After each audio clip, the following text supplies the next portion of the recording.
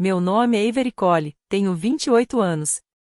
E, na noite em que meu pai decidiu que eu não poderia participar da festa de noivado do meu irmão, cerca de 80 convidados estavam embarcando no meu iate de 1,2 milhão de dólares. É uma comemoração apenas para os familiares mais próximos, meu pai disse, como se eu estivesse tentando entrar na casa de um desconhecido. Meu irmão riu ao fundo e ainda provocou, obrigado pelo espaço de graça. Olhei pelo portão da marina para a embarcação que eu mesma havia comprado, segurado, mantido e emprestado ao meu irmão através de um contrato formal. Então respondi com a maior tranquilidade: aproveitem o passeio. Eles confundiram minha calma com submissão. Assim que o iate saiu da área do porto, peguei o celular e enviei uma mensagem curta ao capitão: volte para a marina. A autorização está cancelada. 15 minutos depois, a música parou. O barco mudou de direção e começou a retornar. Quando os convidados desembarcaram, o gerente da marina entregou à noiva do meu irmão uma cópia dos documentos de propriedade e do contrato que ele havia assinado. Ela passou os olhos pelas páginas e encontrou meu nome em todas elas. Depois encarou o homem com quem pretendia se casar e, lentamente, tirou o anel de noivado. Você me disse que esse iate era seu. Meu irmão ficou sem palavras. Meu pai perdeu a cor do rosto e, pela primeira vez que eu conseguia lembrar, não tinha uma explicação pronta. Mas a festa interrompida era apenas o começo. As consequências daquela noite seriam muito maiores do que eles imaginavam e não ficariam restritas à marina. Antes de contar como minha confiança acabou sendo usada para sustentar uma mentira e quanto aquela única mensagem custou à minha família, conte nos comentários de onde você está assistindo e que horas são aí. Quero descobrir até onde pode chegar uma história sobre alguém que finalmente decidiu impor seus próprios limites. Para entender por que eu aceitei emprestar o iate a eles, precisamos voltar 13 anos no tempo. Minha mãe, June, morreu quando eu tinha apenas 15 anos. Na noite seguinte ao funeral, acordei com sede e ouvi vozes vindo da cozinha, do outro lado da parede. Meu pai, Everett, estava conversando com meu irmão Weston, que tinha 18 anos. De agora em diante, somos só nós dois, os homens da família, ele disse. Weston perguntou o que aconteceria comigo. Meu pai soltou uma risada baixa antes de responder. Avery vai ficar bem. Meninas sempre conseguem se virar. Fiquei parada no corredor, segurando um copo vazio, e naquele momento entendi algo que ninguém teve coragem de dizer durante o funeral. Minha dor não faria com que recebessem mais cuidado, pelo contrário, seria usada como justificativa para me oferecerem ainda menos atenção. Você já ouviu alguém dizer você vai ficar bem e não como uma forma de consolo, mas como uma maneira de se dar permissão para simplesmente deixar de estar presente? Antes de minha mãe ficar doente, ela havia ensinado nós dois a cuidar do pequeno barco de pesca de 19 pés que nossa família mantinha perto de Shane Creek. Weston adorava acelerar e sentir o motor ganhar força. Eu gostava de tudo que vinha antes e depois da navegação, conferir o motor, observar a tabela das marés e organizar as cordas para que estivessem sempre prontas e sem nós. Foi minha mãe quem me ensinou a fazer o nó de proa. Ela colocou as mãos sobre as minhas e me mostrou cada movimento com paciência. Certa vez, ela disse, um barco da família deve continuar na família, mas somente se a família cuidar dele. Durante anos, guardei apenas a primeira metade daquela frase e ignorei completamente a segunda. 3 meses depois da morte dela, meu pai vendeu o barco e usou parte do dinheiro para ajudar Weston a comprar uma caminhonete usada. Quando perguntei sobre a parte que pertencia à minha mãe, ele respondeu que a caminhonete seria muito mais útil para a família. Weston passou a dirigir para a faculdade. Enquanto isso, eu pegava 2 ônibus para chegar à escola e, quando completei 16 anos, comecei a trabalhar nos fins de semana em uma marina de Charleston. Eu lavava os decks, limpava o sal acumulado nas estruturas de aço e fazia tudo o que fosse necessário. A marina me ensinou a conhecer Charleston pelo mar, e não pelas imagens bonitas dos cartões postais. Aprendi a perceber a velocidade com que uma tempestade de verão podia atravessar o porto, entendi como os barcos de pesca precisavam ceder espaço em canais estreitos e descobri que uma simples corda solta, ignorada na sexta-feira, poderia causar milhares de dólares em prejuízo poucos dias depois. Aos 17 anos, alguns capitães já confiavam em mim para cuidar das listas de inspeção e até das chaves das embarcações. Em casa, meu pai continuava tratando aquele trabalho como um simples passatempo, enquanto elogiava Weston por cada estágio de verão que conseguia. Mas, na Marina, tudo era diferente. Ali, responsabilidade produzia resultados que ninguém podia fingir que não existiam. Se eu fazia meu trabalho corretamente, o barco estava pronto para navegar. Aquela relação direta entre esforço e resultado me fez continuar. Minha tia Marlene, irmã da minha mãe, acabou se tornando a única adulta que nunca confundiu minha independência com a ideia de que eu não precisava de ninguém. Quando eu trabalhava até tarde, ela aparecia com comida. Na minha formatura, ela estava presente, mesmo depois que meu pai decidiu acompanhar Weston em um evento de golfe. Aceitei a ajuda dela para comprar livros, mas fiz questão de conquistar o restante com meu próprio trabalho. Aos 21 anos, consegui minha licença de capitã e comecei a comandar passeios pelo porto nos fins de semana. Depois, passei a trabalhar com transporte de iates, manutenção, organização de horários e suporte em negociações de compra e venda. Aos 24, encontrei uma lancha praticamente abandonada e, junto com 2 amigos, decidimos restaurá-la.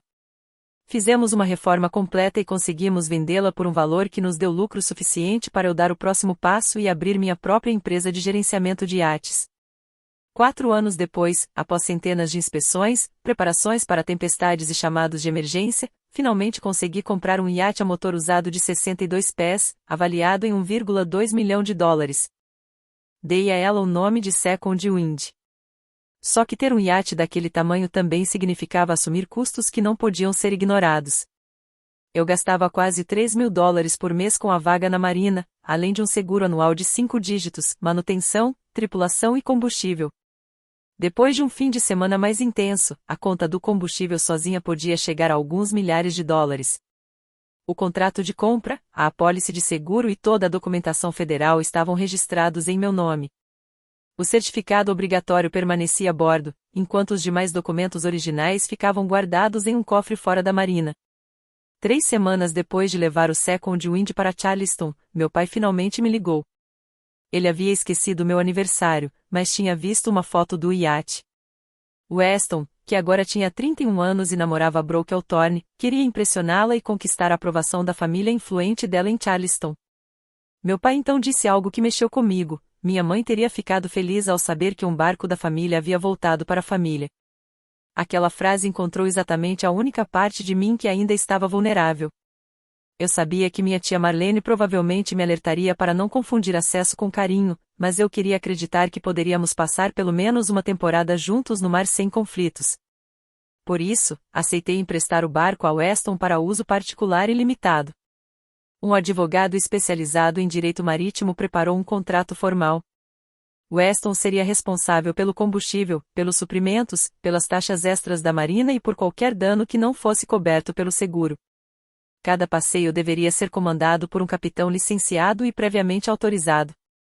O contrato também deixava claro que Weston não poderia alugar o iate para terceiros, colocá-lo como garantia, mudar seu nome, transferi-lo ou alegar que era o proprietário.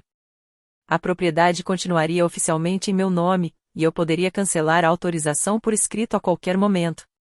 Weston rubricou todas as páginas. Meu pai ainda brincou dizendo que contratos assim eram o resultado de quando uma família deixava de confiar uns nos outros. Guardei minha cópia no cofre e tentei acreditar que aquilo seria suficiente. Durante o primeiro mês, eles respeitaram as regras. Weston pagava as contas de combustível e meu pai me mandava fotos deles na parte da frente do iate. Brooke chegou a me agradecer por permitir que ela tivesse acesso ao barco da família. Aquilo deveria ter sido um alerta de que ninguém havia contado a ela quem realmente era a proprietária. Mesmo assim, escolhi acreditar que aquele acordo poderia finalmente construir uma ponte entre nós. Foi então que eles começaram a entrar no Second Wind como se fossem os donos e, enquanto eu continuava pagando para manter o barco funcionando, começaram também a reescrever a história. A primeira mudança apareceu em uma legenda nas redes sociais. Weston publicou uma foto ao lado do meu pai, diante do Second Wind, e escreveu: "O legado dos Cole, de pai para filho." Eu, a verdadeira proprietária do iate, simplesmente havia sido retirada daquela narrativa. Quando alguém perguntou se meu pai tinha comprado a embarcação, Weston respondeu: "Ele tornou tudo isso possível." Meu pai gostou da resposta. Quando pedi que ele esclarecesse a verdade, a legenda mudou para: "Mantendo vivo o legado dos Cole." Era uma frase cuidadosamente vaga, mas transmitia exatamente a impressão que eles queriam criar. Meu pai sabia como distorcer os fatos sem escrever algo explícito bastante para que um advogado pudesse facilmente apontar como mentira. Depois, minhas coisas começaram a desaparecer da cabine do proprietário. A fotografia da minha mãe me ensinando a fazer um nó foi parar no depósito da Marina. Meu diário de bordo apareceu escondido atrás de produtos de limpeza. Quando questionei Weston, ele disse que Brooke precisava de espaço para se arrumar e que meus pertences deixavam a cabine com uma aparência operacional demais. Naquele momento, ficou claro para mim o que eles estavam fazendo. Não estavam apenas reorganizando uma cabine. Estavam apagando minha presença para que a história que queriam contar parecesse verdadeira. Eu estava sendo apagada da própria história para que a fantasia deles ficasse mais bonita nas fotos. O aniversário de 63 anos do meu pai foi o momento em que algo dentro de mim finalmente se rompeu. Durante meses, eu havia restaurado cuidadosamente a bússola de bronze da minha mãe e planejado entregá-la a ele a bordo do Second Wind. Ninguém tinha me convidado para a comemoração, mas preferi acreditar que aquilo era apenas um esquecimento. Peguei o carro e fui até a marina levando a bússola embrulhada em um pequeno bolo da padaria onde meu pai costumava nos levar quando éramos crianças. Na entrada, um segurança temporário conferiu uma lista impressa. Depois olhou novamente, como se esperasse encontrar meu nome em algum lugar. É um evento particular da família, ele disse. Seu nome não está aqui. Expliquei que o iate era meu. Ele chamou o responsável pelo evento pelo rádio. Fiquei ali esperando e ouvi apenas uma parte da conversa. O Sr. Cole disse, não deixem ela entrar. Ela transforma qualquer encontro de família em assunto de negócios. Eu não sabia se a Sr. Cole se referia ao meu pai ou ao meu irmão. Naquele momento, qualquer um dos dois parecia capaz de falar em nome do outro. Você já tentou entrar em um lugar onde acreditava que ainda pertencia e acabou ouvindo de um desconhecido que seu nome não estava na lista?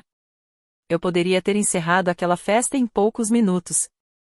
Bastava cancelar a autorização do iate e tudo teria parado. Mas não fiz isso. Coloquei o bolo e a bússola de volta no carro. Meu pai brindou ao lado de pessoas que estavam comemorando em um barco que eu havia comprado e mantido. Eu chorei no primeiro sinal vermelho do caminho para casa e, mesmo assim, não cancelei o acordo. Foi a última vez que deixei o sentimentalismo falar mais alto que a razão. O que realmente doeu não foi simplesmente perder uma festa de aniversário com pessoas que raramente se davam ao trabalho de me procurar. Eu tinha chegado carregando uma lembrança que mostrava que ainda me importava com meu pai. Em troca, ele havia pedido a um estranho que me tratasse como uma ameaça. A bússola ficou no banco do passageiro enquanto eu dirigia para casa. A agulha tremia toda vez que eu mudava de faixa. Fiquei pensando em como aquele pequeno instrumento sempre conseguia encontrar o norte depois de cada mudança de direção. Eu, por outro lado, havia passado anos aceitando o caminho que minha família decidia por mim. 2 dias depois, Brooke publicou uma foto do meu pai segurando a bússola. A legenda dizia, uma relíquia da família finalmente voltou para o homem que construiu tudo. Quando uma tia de Brooke perguntou nos comentários se o iate seria passado para a família depois do casamento, ela respondeu. O Weston disse que o pai dele vai mantê-lo na família. Fiquei encarando aquela frase até as palavras perderem o sentido. Brooke não me via como uma irmã generosa que havia emprestado seu iate. Ela acreditava que meu pai era o proprietário do Second Wind e que, depois do casamento, Weston ficaria com a embarcação. Meu irmão não estava apenas aceitando os créditos que não merecia. Ele havia criado toda uma história falsa sobre a propriedade do iate para a mulher com quem pretendia se casar. Liguei para Weston. Brooke sabe que o iate é meu? Ela sabe que é um barco do Scully. Aquilo não foi o que eu perguntei. Ele começou a me acusar de ficar presa a detalhes burocráticos e de querer reconhecimento toda vez que eles saíam da marina. Quando mencionei o contrato que ele havia assinado, sua resposta foi curta. Então me processe. E desligou. 5 minutos depois, meu pai me ligou. A família de Brooke valorizava muito as tradições, segundo meu pai. Deixe seu irmão se apresentar bem, ele me disse. Quando perguntei se a propriedade realmente deixaria de importar no dia em que chegasse a conta do seguro, meu pai me chamou de vulgar. Era curioso como o dinheiro podia ser considerado vulgar quando saía do meu bolso, mas se transformava em algo admirável quando Weston fazia questão de exibi-lo. O alerta seguinte veio de Celia Rhodes, a gerente da Marina. Uma empresa especializada em documentação havia entrado em contato com ela para confirmar uma solicitação de transferência de propriedade. Weston queria ser incluído como proprietário por meio de uma suposta transferência familiar, sem precisar renegociar o financiamento marítimo. A empresa encontrou meu nome nos registros federais e recusou o pedido. Celia também ouviu Weston perguntando em que circunstâncias a posse de uma embarcação poderia, de alguma maneira, ser usada para presumir propriedade. O plano tinha pouca sustentação jurídica, mas revelava claramente a intenção dele. Weston estava procurando uma maneira de transformar aquilo que eu havia emprestado por generosidade em um patrimônio que pudesse chamar de seu. Mais tarde, minha advogada especializada em direito marítimo, Nina Serrano, explicou que aquela tentativa fracassada tornava ainda mais importante cancelar a autorização de maneira formal e deixar tudo devidamente documentado. Não era mais uma discussão sobre uma legenda em rede social. Weston havia procurado um serviço profissional, perguntado como poderia modificar os registros de propriedade e feito tudo isso sem me contar. Guardei o registro da ligação, o e-mail da empresa e o relato escrito de Celia. Pela primeira vez, meu hábito de guardar documentos e registrar cada detalhe não pareceu exagerado ou frio. Pareceu uma forma de proteção. Nina arquivou a consulta sobre a transferência e me recomendou cancelar imediatamente a autorização. Pedi que ela preparasse o documento de revogação, mas ainda não queria enviá-lo. Havia um último evento que eu precisava observar. Descobri os planos para a festa de noivado de Weston e Brooke através de um pedido feito à equipe responsável pelo abastecimento do iate. 80 convidados. Um passeio ao pôr do sol. No campo destinado ao local do evento, estava escrito, a bordo do iate da família Colley. Decidi fazer um último teste. Se Weston contasse a verdade para Brooke e me convidasse, talvez aquela festa pudesse acontecer sem maiores problemas. Uma semana antes do evento, Brooke me ligou pedindo o arquivo com um monograma que seria usado nos guardanapos dos coquetéis. Weston havia dito a ela, a Avery cuida da parte administrativa. Parte administrativa? Eu havia passado 12 anos construindo minha vida naquelas marinas. Aprendi a comandar barcos, administrar manutenção, enfrentar tempestades e resolver emergências. Na versão que Weston contava, eu tinha sido reduzida à mulher responsável por encomendar guardanapos. Perguntei o que exatamente ele havia contado a ela. Brooke respondeu que Weston dizia que o pai dele havia recuperado a posição da família e que, no futuro, o iate acabaria ficando com ele. Antes que ela pudesse continuar, Weston tomou o telefone da mão dela e encerrou a ligação. Naquele momento, a farsa deixou de ter qualquer espaço para interpretação. Ele havia transformado anos do meu trabalho, do meu dinheiro e da minha responsabilidade em uma suposta herança dele. Agora só restava descobrir se ele teria coragem de me proibir de participar da mentira que havia construído sobre o meu próprio barco. 3 dias antes da festa de noivado, mandei uma única mensagem para Weston. Que horas devo chegar? Ele demorou 4 horas para responder. É uma lista de convidados muito restrita. Os pais da Brooke querem apenas os familiares mais próximos e alguns amigos do meio empresarial. O pai concorda. Por favor, não torne isso constrangedor. Ele havia colocado a traição por escrito. No meu iate, amigos de negócios eram considerados família. E a verdadeira proprietária havia sido reduzida à função de administrativa. Comecei a escrever uma resposta longa. Depois apaguei tudo. Tentei novamente. Você vai contar para Brooke quem é a verdadeira proprietária do barco antes de sábado? A resposta dele foi ainda mais curta. Pare de ficar presa a detalhes técnicos. Todo mundo sabe que, na prática, esse barco é meu. Naquela noite, Brooke me mandou uma mensagem. Por favor, não use nossa festa de noivado para resolver problemas da sua família. Não deixe tudo estranho. Aquela frase havia passado do meu pai para Weston e, agora, chegava até Brooke como se fosse uma herança de família. Uma pessoa inventou a mentira, e todos os outros simplesmente aprenderam o papel que deveriam desempenhar. Às 2 da manhã, fui até a marina. De longe, dava para ouvir a música vindo do Second Wind, enquanto Weston ensaiava o discurso que faria durante a festa. Meu pai estava ao lado dele, ajeitando uma faixa onde se lia Legado Cole. Nenhum dos dois percebeu que eu estava no pier público. Durante alguns minutos, quase voltei atrás. Imaginei meu pai pedindo desculpas, Weston reconhecendo o que tinha feito e nós recuperando alguma versão da família que minha mãe sempre quis que tivéssemos. Então me lembrei da fotografia dela, esquecida dentro de um depósito. Sempre que eu os livrava das consequências de me apagar, acabava ensinando que eles poderiam fazer aquilo novamente. Abri a conversa com Weston e comecei a escrever uma última tentativa. Conte a verdade para Brooke esta noite e eu deixo todo o resto para trás. Meu dedo ficou sobre o botão de enviar. Mas então percebi o que aquela proposta realmente significava. Para aceitar, eu teria que fingir que o segurança não havia me barrado na entrada, ignorar a tentativa de alterar os registros de propriedade e esquecer 13 anos ouvindo que eu ficaria bem. Mais uma vez, eu teria que apagar a mim mesma para que ele não precisasse sentir vergonha. Apaguei a mensagem. Perdão sem verdade não era realmente perdão. Era apenas uma forma de manter tudo funcionando. Parei de me perguntar se ainda fazia parte daquela família. Passei a fazer uma pergunta diferente: até quando eu estava disposta a participar do meu próprio desaparecimento? Na manhã seguinte, Nina confirmou que eu tinha todo o direito de cancelar a autorização. Minha prioridade era garantir que ninguém se colocasse em perigo. Eu queria recuperar meu patrimônio, não provocar uma situação de emergência no mar. A equipe seria paga normalmente, e o retorno aconteceria de maneira controlada. O capitão licenciado faria todas as verificações necessárias e assumiria o comando profissional da embarcação. Assim que o Second Wind deixasse a área mais movimentada do porto, o capitão Luiz Alvarez receberia a instrução para retornar. Célia ficou responsável pelos procedimentos de segurança na marina.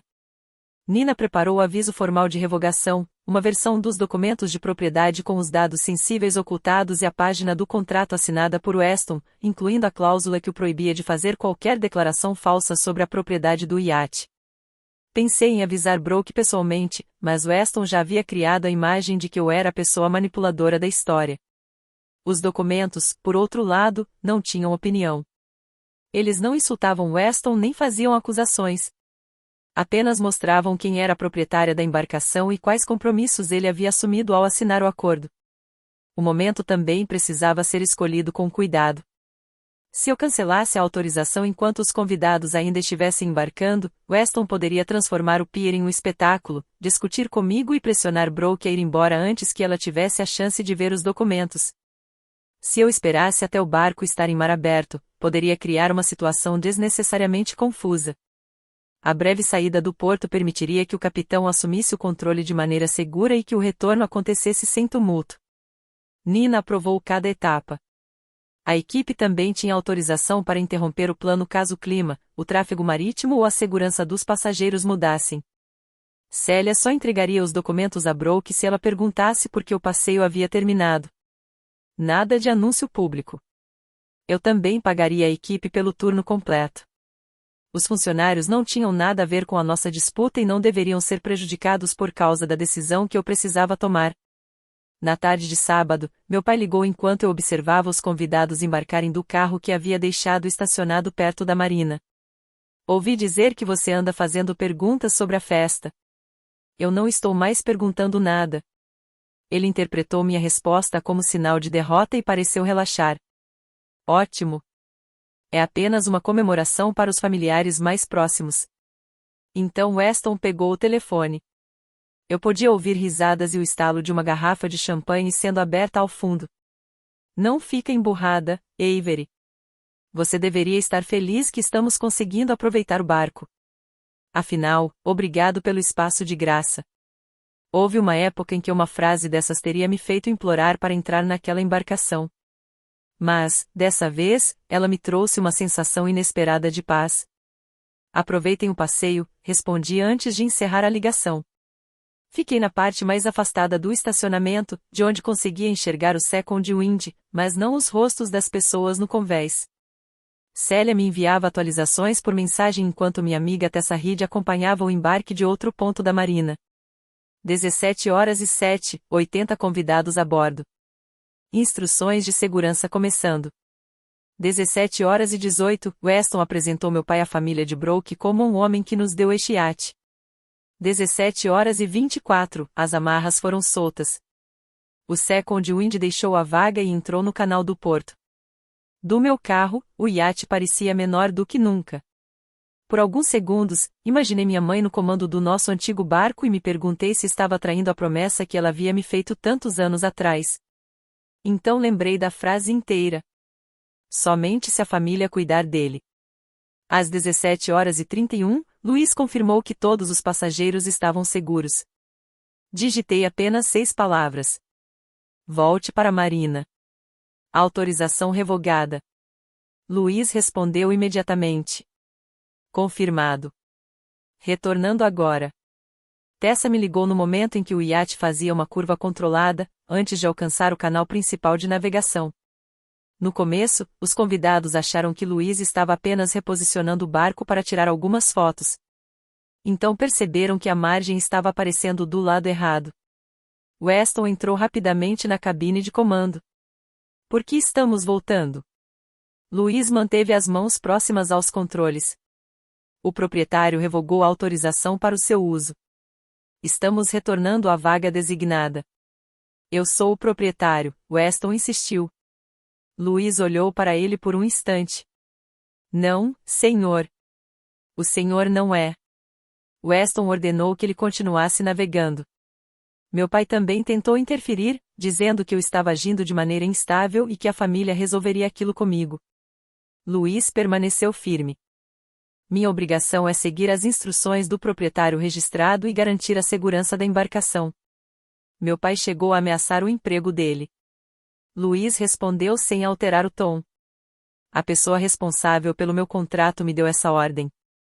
A música parou. Weston tentou convencer Brooke de que havia surgido um problema mecânico. Mas Luiz informou aos passageiros que o retorno estava acontecendo por determinação da proprietária. Brooke ficou confusa. Se existe um proprietário, como ele pode cancelar o nosso passeio? Weston tentou jogar a culpa sobre mim. É uma questão de documentação envolvendo minha irmã. Ela só queria chamar atenção. O retorno levou apenas 14 minutos, mas pareceu uma eternidade para aquelas 80 pessoas, especialmente quando começaram a perceber que talvez o anfitrião nem sequer fosse dono do lugar onde estava acontecendo a festa. Quando entramos novamente na área da marina, ninguém mais estava bebendo. Brooke estava sozinha perto da popa, ainda usando o anel de noivado, aparentemente repassando na cabeça todas as respostas que Weston havia dado a ela. Célia já tinha deixado o pier livre. 2 seguranças estavam posicionados para impedir que Weston voltasse a embarcar, enquanto Nina permanecia no escritório com os documentos. Dentro do meu carro, meu coração batia tão forte que chegava a doer. Mesmo assim, minhas mãos estavam firmes. O second wind encostou suavemente nas defensas da marina. Luiz permitiu que os passageiros desembarcassem e anunciou apenas que o evento havia sido encerrado. Sem discurso. Sem acusações. O pai de Brooke perguntou a Célia. Quem é o proprietário desse iate? Célia não respondeu imediatamente. Então Brooke desceu do barco e fez a mesma pergunta. Célia entregou a ela o envelope preparado por Nina. Weston tentou arrancar os documentos das mãos dela, mas um dos seguranças imediatamente se colocou entre os dois. Não toque nesses documentos, senhor. Weston parou. Atrás dele, dezenas de convidados observavam em silêncio, enquanto a história que ele havia contado durante meses começava a desmoronar diante de todos. Brooke abriu o envelope e começou a ler. O resumo de propriedade e o registro da compra identificavam claramente Avery June Cole como a proprietária do iate. No contrato assinado, 3 cláusulas estavam especialmente destacadas. Weston não poderia reivindicar a propriedade, não poderia tentar transferir o barco para o próprio nome e a autorização de uso poderia ser cancelada a qualquer momento. Logo abaixo dessas condições estavam as iniciais de Weston. Antes mesmo que Brooke levantasse os olhos, ele começou a se explicar. O barco é praticamente um patrimônio da família. Meu pai sempre quis que ele ficasse comigo. Cada frase parecia contradizer não apenas os documentos, mas também a explicação anterior. Brooke se virou para meu pai. Você comprou esse iate? Meu pai abriu a boca, mas não conseguiu responder. O rosto dele ficou completamente pálido. Ele conseguia inventar desculpas para uma formatura esquecida ou para uma filha impedida de passar pelo portão. Mas não havia como reinterpretar documentos de propriedade diante dos pais de Brooke e de vários convidados ligados aos negócios da família. Pela primeira vez, ele não tinha um espaço privado onde pudesse distorcer a história. É complicado, foi tudo o que conseguiu dizer. Brooke voltou a olhar para Weston. Você me disse que esse iate era seu. Disse que seu pai entregaria o barco para nós depois do casamento. E vai entregar. A Avery só está com os documentos no nome dela. Brooke apontou para o contrato. Então por que você assinou um acordo dizendo que nunca poderia reivindicar a propriedade? A expressão de Weston mudou imediatamente. Ele tentou responder, mas nenhuma palavra saiu. Brooke tirou o anel de noivado devagar, colocou na palma da mão dele e fechou os dedos dele sobre o anel. Se você mentiu sobre o lugar onde me pediu em casamento, sobre o que realmente teríamos depois do casamento e até sobre a irmã que você dizia ser apenas invejosa, eu não sei mais qual parte do nosso futuro era verdadeira. Ninguém disse nada. O som de uma bandeira batendo contra o mastro parecia alto demais naquele silêncio. Uma garrafa de champanhe rolou dentro de um recipiente térmico. 80 pessoas ouviram aqueles pequenos ruídos porque ninguém sabia o que dizer. Weston e meu pai começaram a procurar meu carro no estacionamento. Eu permaneci afastada, evitando aparecer no centro daquela situação. Não precisava assistir ao sofrimento deles. O que eu precisava fazer era parar de protegê-los das consequências das próprias escolhas. Brooke foi embora acompanhada pelos pais. Pouco depois, um membro do conselho do clube náutico parou ao lado do meu pai. Everett, quantas vezes você trouxe convidados do clube para um barco que nem sequer era seu? Meu pai ficou em silêncio. A resposta estava ali. Os seguranças impediram Weston de voltar ao barco enquanto Celia lia para ele o aviso formal de revogação da autorização. Luiz recolheu seus pertences pessoais, uma jaqueta, um estojo de relógio e uma pequena bolsa para passar a noite. Weston recebeu tudo dentro de 3 sacolas de lavanderia da própria Marina, enquanto antigos convidados aguardavam seus carros atrás dele. Meu pai me ligou. Vi o nome dele iluminar a tela do celular. Deixei tocar uma vez antes de atender. Faça o barco voltar, ele ordenou. Ele já está exatamente onde deveria estar. Você humilhou seu irmão. Eu apenas recuperei o que é meu. Sua mãe teria vergonha de você. Durante anos, aquela frase havia sido a chave que meu pai usava para abrir qualquer porta emocional dentro de mim. Dessa vez, porém, ela não abriu porta nenhuma. Minha mãe me ensinou que um barco da família deveria permanecer com quem realmente cuidasse dele. Você só se lembrou da parte que dava acesso a vocês. Desliguei e fui para casa.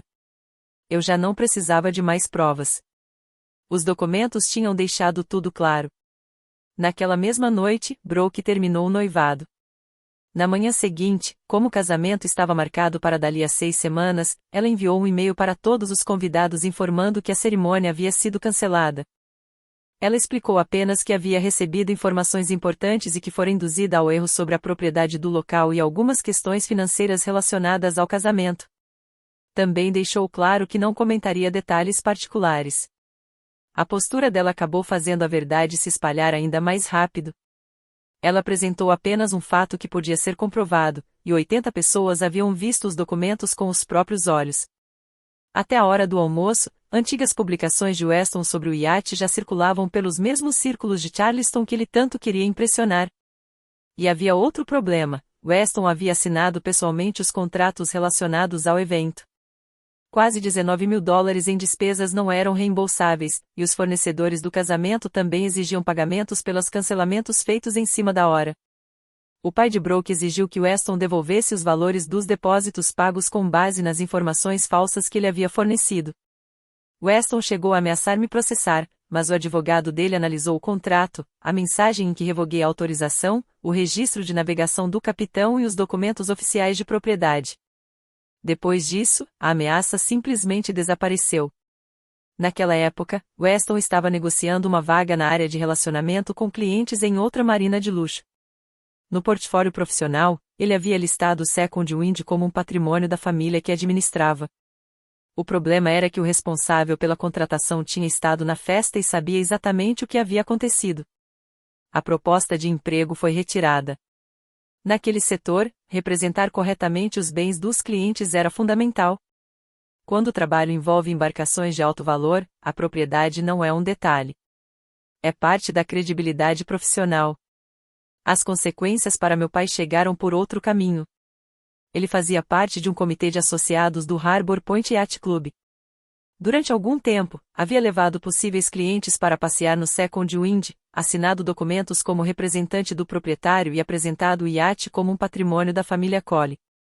Meu pai me pediu para declarar que eu havia dado a ele uma autorização ampla. Eu me recusei.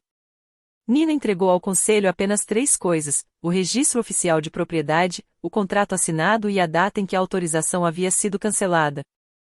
Nada além disso. O conselho decidiu afastá-lo tanto do comitê quanto da diretoria por declarações falsas e uso indevido de uma embarcação.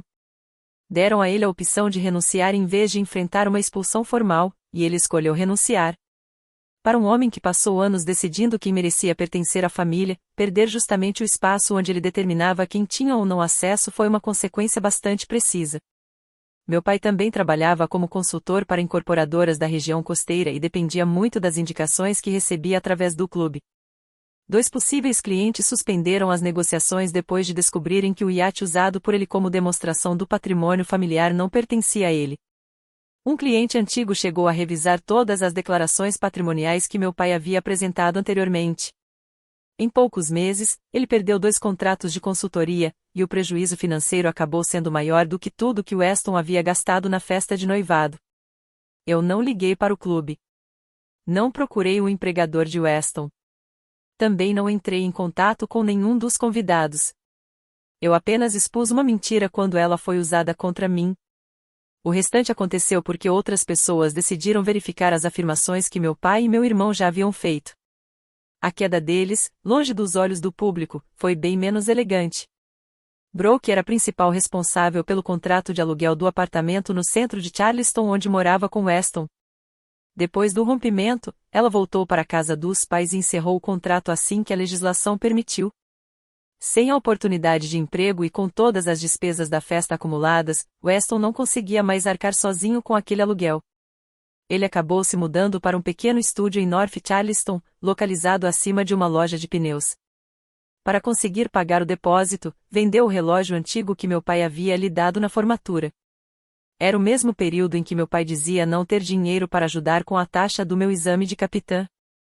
Pela primeira vez, Weston precisou começar a calcular suas decisões em horas de trabalho. Conseguiu um emprego temporário fazendo controle de estoque em um depósito de materiais náuticos. Turno começando cedo, botas com biqueira de aço e nenhum cliente importante para impressionar. O trajeto de ônibus passava pela ponte próxima à marina. Minha amiga Tessa ouviu 2 vezes parado junto à janela, observando o Second Wind aparecer entre os prédios. O barco já não era mais parte do personagem que ele tentava representar. Agora era prova de que aquele acesso havia terminado. E o contraste passou a acompanhá-lo todos os dias. No depósito, Weston passou a escanear bombas, defensas, peças de motor e outros equipamentos que antes encomendava através da minha empresa sem sequer se preocupar com os preços. Ali, ninguém o conhecia como futuro proprietário de um iate milionário. Para os colegas, ele era apenas o funcionário novo que ainda precisava perguntar onde cada item deveria ser guardado. Nada havia de vergonhoso naquele trabalho. O que realmente deveria envergonhá-lo era perceber que, durante anos, Weston havia tratado o esforço comum como algo abaixo dele, desde que pudesse se beneficiar do trabalho de outra pessoa. 3 semanas depois, ele me ligou. A primeira coisa que ouvi foi raiva. Você sabia que a Brooke ia me deixar. Eu sabia que ela merecia saber a verdade. Você poderia ter me avisado. Eu avisei. Você assinou o contrato e eu pedi que contasse tudo a ela. Então a voz dele mudou. Ficou mais baixa, mais mansa, naquele tom que ele sempre usava quando percebia que a raiva já não estava funcionando. Avery, vamos. Nós somos uma família. E lá estava aquela palavra novamente. Eles só lembravam que éramos uma família quando precisavam que eu devolvesse alguma coisa, resolvesse um problema ou salvasse alguém das consequências. O que você quer que eu faça? Fale com a Brooke. Diga que foi tudo um mal-entendido. Diga a Marina que eu administrava o barco com sua autorização. Fale com o clube do papai e diga que ele tinha permissão. Fiquei em silêncio por alguns segundos. Então sua solução é que eu participe da mentira? Ele não respondeu. Depois de um tempo, disse: Desculpa. Por um instante perigoso, aquela palavra atingiu a parte de mim que ainda era a irmã mais nova esperando algum reconhecimento havia 13 anos. Eu queria acreditar que aquele pedido de desculpa seria finalmente a porta pela qual eu poderia entrar e encontrar a família que sempre esperei ter. Mas fiz uma pergunta simples. Você está se desculpando pelo quê? Ele não conseguiu responder. Começou a falar da festa, da Brooke, da oportunidade de emprego que perdeu, do cargo do meu pai no clube e de todas as outras consequências que vieram depois. Mas nunca falou do que realmente tinha feito. Ele lamentava que a verdade tivesse se tornado cara demais. Ainda não lamentava ter me apagado para tornar a mentira conveniente. Eu disse apenas: Você pode me escrever. Mas não me ligue novamente. Meu pai nem chegou a pedir desculpas. Minha tia Marlene se encontrou com ele em uma cafeteria depois que ele pediu que ela tentasse conversar comigo. Ela levou consigo uma antiga fotografia da minha mãe me ensinando a fazer o nó de proa, a mesma fotografia que Weston havia retirado da cabine do proprietário. Marlene olhou para ele e disse: A June tinha medo de que, depois que morresse, você transformasse a capacidade da Avery de se virar sozinha em uma desculpa para negligenciá-la. Você provou que ela estava certa. Meu pai deixou a fotografia sobre a mesa. Marlene a levou de volta para mim pelo correio. Aquele gesto foi a resposta dele. Não houve arrependimento. Não houve reflexão. Apenas afastamento. Durante os 3 meses seguintes, o second wind permaneceu na minha vaga na marina. As sacolas de roupas de Weston desapareceram. A faixa com o legado Collian também foi retirada. Coloquei novamente a fotografia da minha mãe na cabine do proprietário e registrei a tentativa de transferência nos arquivos da embarcação. Troquei todos os códigos de acesso, atualizei a lista de convidados autorizados e paguei por uma inspeção mecânica completa. Felizmente, nenhum dano grave havia sido causado. Mas a restauração mais importante não aconteceu no iate. Aconteceu dentro de mim. Eu precisava aprender a ficar sozinha no convés sem imaginar quem finalmente aprovaria minhas escolhas. Não vendi o second wind imediatamente. Durante 3 meses, saí com ele por conta própria. Algumas vezes, o capitão Luiz me acompanhou. Em outras, Tessa e tia Marlene foram comigo. Também houve dias em que eu navegava apenas até uma área tranquila além da marina e passava horas cuidando pessoalmente da manutenção. Polio bronze, substituí um sensor que estava dando problemas, consertei a trava de um armário que Weston havia ignorado e troquei as amarras por outras novas. Aos poucos, aquilo virou uma espécie de ritual de despedida. Mas eu não estava me despedindo apenas do iate. Estava deixando para trás a ideia de que, se eu desse o suficiente à minha família, talvez eles finalmente me dessem um lugar ao lado deles. Na minha última viagem, levei a bússola de bronze da minha mãe até o comando. Marlene havia conseguido recuperá-la depois que meu pai deixou o clube. Fiz o nó de proa exatamente como minha mãe havia me ensinado e, pela primeira vez, consegui ouvir a lição completa sem adaptá-la às minhas próprias esperanças. Uma família preserva aquilo de que realmente cuida. Naquele momento, entendi o que ela queria dizer. Cuidar não tinha relação apenas com sangue. Cuidar significava honestidade, responsabilidade e disposição para proteger aquilo que alguém havia confiado a você. Acabei vendendo o second wind para um casal que administrava passeios de pesquisa marinha para escolas. A venda foi concluída sem problemas, e Weston não tinha qualquer direito sobre a embarcação que pudesse impedir a negociação. Meses depois, Tessa me contou que os novos proprietários haviam dado outro nome ao iate, Field Note. Weston ainda passava pela marina todos os dias a caminho do depósito onde trabalhava. E, sempre que via aquele novo nome escrito na popa, era obrigado a encarar a verdade mais simples de toda aquela história. O iate nunca havia sido dele para perder. Usei parte do dinheiro da venda para comprar uma casa simples nos arredores de Charleston.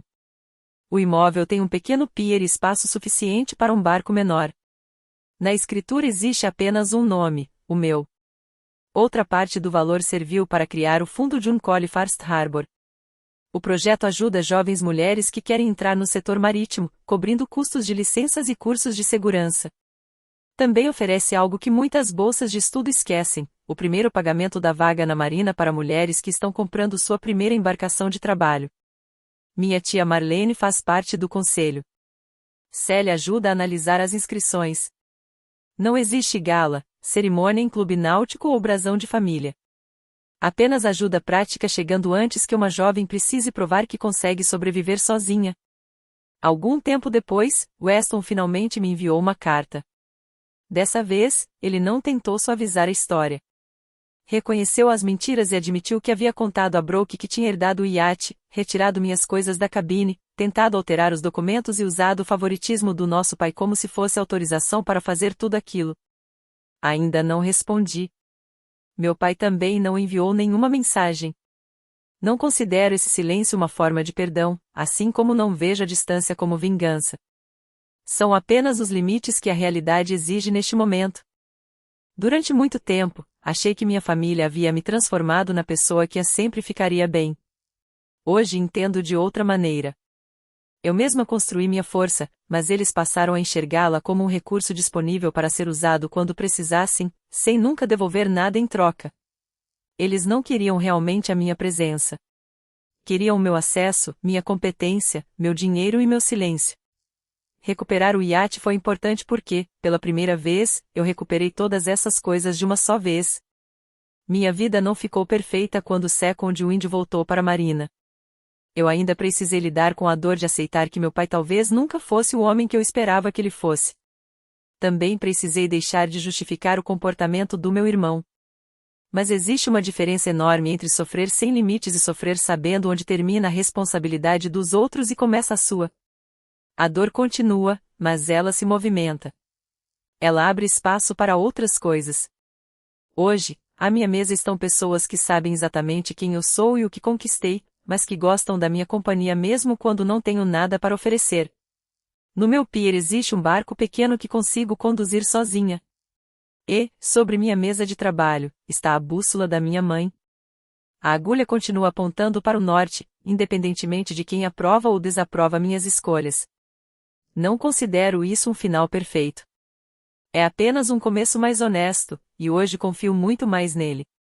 Se sua família transformou você na pessoa que sempre empresta o barco, a casa, o dinheiro, o trabalho ou até mesmo o seu lugar à mesa, você já precisou estabelecer um limite?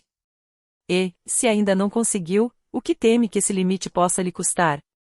Agradecemos de verdade por ter acompanhado esta história até aqui. Todos os personagens, acontecimentos e situações apresentados neste vídeo são fictícios e foram criados exclusivamente para fins de narrativa, entretenimento e reflexão. Esperamos que essa história também sirva como um lembrete de que, quando alguém quebra nossa confiança, a perda não está apenas no que aconteceu, mas também na sensação de segurança que desaparece depois. Reconstruir essa segurança pode exigir distância, paciência e, acima de tudo, o compromisso de voltar a ser fiel a si mesmo.